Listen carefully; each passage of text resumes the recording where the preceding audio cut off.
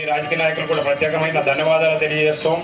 అలాగే ఎమ్మెల్యే గారు జిల్లా కూడా అడగడం జరిగింది కాబట్టి ఆ ఆశ ఇప్పుడు నెరవేరకపోయినా ఇంకొకసారి గతంలోనే జరుగుతుంది కాబట్టి ఆ ఎమ్మెల్యే కోరిక మేరకు ఈ ఆదరణ ప్రజల ఆకాంక్ష మేరకు అది కూడా జిల్లా సాధిస్తామని కూడా ఈ ప్రజల తరఫున ఈ సభా వేదిక మీద కూడా నేను తెలియజేయడం జరుగుతూ ఉంది. ఎందుకంటే ఇప్పుడు గతంలో అన్నాడు ఆ జిల్లా కూడా ప్రతి వ్యక్తికి ఆదోని చుట్టుముట్టు గ్రామ ప్రజలు ఆదోని మండలాల్లో పక్క కాన్స్టిట్యూన్సీలు అందరూ కూడా జిల్లా కావాలి ఆదోని అనేది ఒక మైండ్లో ఫిక్స్ అయింది కాబట్టి ఈ ఉద్యమ తీరు ఎక్కడికి పోదు.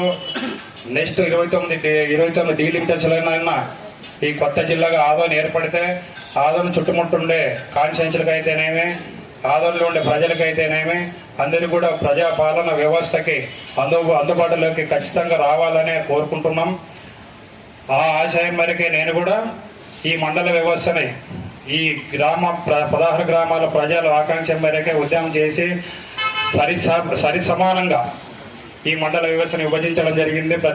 ప్రతి ఆఫీసర్స్కి పాలక వ్యవస్థకి కృతజ్ఞత తెలియజేస్తూ ఈ మండల పరిపాలన వ్యవస్థలో ముఖ్య పాత్ర వహించేదే మండల వ్యవస్థ కాబట్టి ప్రజలకు అందుబాటులో ఉండే ఏ కార్యక్రమానికైనా ఈ వ్యవస్థ ముఖ్య పాత్ర పోస్తుంది కాబట్టి ఆ ప్రజా పాలకులకు ఈ వ్యవస్థ కలిసి అందరూ కూడా ధన్యవాదాలు తెలియజేస్తున్నా.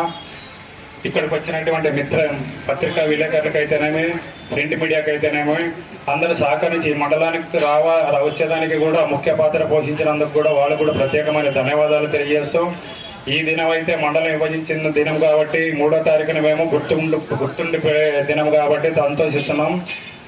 ఇట్లు నా పేరు వేణుగోపాల్ రెడ్డి.